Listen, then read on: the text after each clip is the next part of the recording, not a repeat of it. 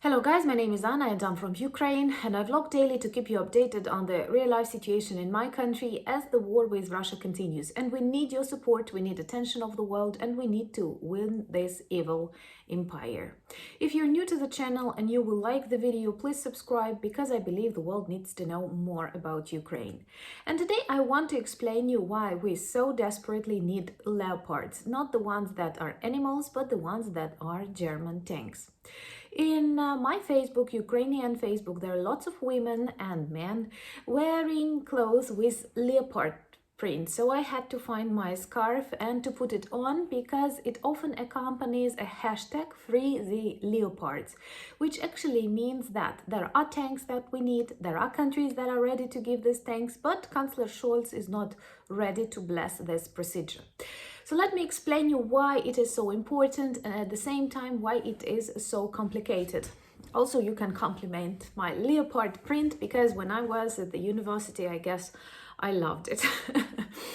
So, first of all, Ukraine is a post-Soviet country, and many of our weapons and tanks were taken from us away by Russians in various deceitful procedures. They were buying, they were taking, they were borrowing and whatnot. Anyway, the majority of weapons that we had at the beginning of this full-scale war were old Soviet weapons and old Soviet tanks. So the tanks that Ukraine has and had at its disposal are and I have put down this information, T-72. They are old, they have many years, and of course they are wars at different maneuvers, they need specific protection, it's difficult to work and fight with them. Russians also have T-tanks, but upper versions like T-80, T-90, because they were developing these models since the times of Soviet Union. They have upgraded them to some extent.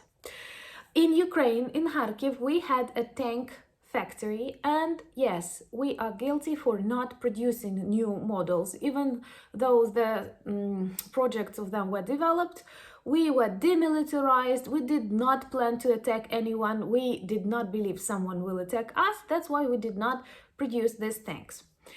Ukrainians are good at fighting with Russian orcs, and we have hijacked, if it's possible to say so, or better, we've got lots of Russian tanks as trophies. So many Ukrainians now fight on T-80, T-90, which are new Russian tanks, because we've managed to free them from Russian orcs and to take them as trophies to Ukrainian army. But of course, it is not the way to supply yourself during the war. General Zaluzhny says that we need at least 300 tanks to be able to continue protecting our territories and liberating temporarily occupied by Russians territories. That's why we desperately need tanks. We are very grateful to countries like Poland, like Slovakia, those countries that were a part of the USSR, were occupied by the USSR, or that were close to Soviet zone of influence and had a lot of Soviet tanks. They have given all of them to Ukraine. And it was very important during the very first months, but it's war. Many of the vehicles get destroyed, burned, explode, and as a result, Ukraine needs now at least 300 tanks. And we were talking about, we have already received some from our allies, and we are very grateful for that. Well, first of all, Great Britain gave us challengers, like 14 or 18. I'm sorry, I'm not a professional expert in tanks so far, but they have given us 14 or 18. That is not enough. That is a very good gesture. That is a very important signal for us, the allies. But Britain itself has like 200 challengers, and of course it cannot give all of them to us. France also gave us tanks, but these are wheel tanks that have wheels instead of, how do you call that stuff that a typical tank is driving on? A caterpillar or something like that. In Ukraine we call that a caterpillar.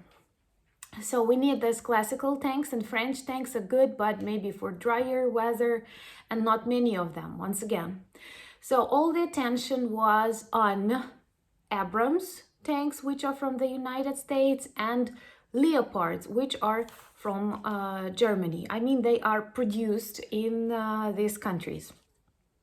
And many countries inside the European Union bought Leopards as the fastest, very modern tanks to have in their countries before this war. It is close to 2,000 Leopards in different EU countries right now. And different EU countries are ready to give these Leopard tanks to Ukrainians to help us protect the rest of Europe from Russia.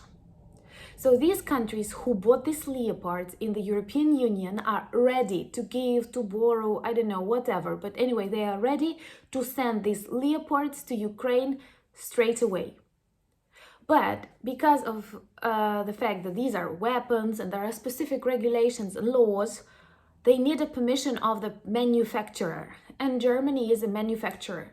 And in Germany, the government, the new Minister of Defense, like the majority of people, are ready to bless this transfer, but not Chancellor Scholz. He is against that. And there is even a verb, it seems to me, I have shared it in my community tab, Scholzing, like showing good intention without a plan, doing that good thing that you promise. So he is looking for different things that prevent him from giving Leopards to Ukraine.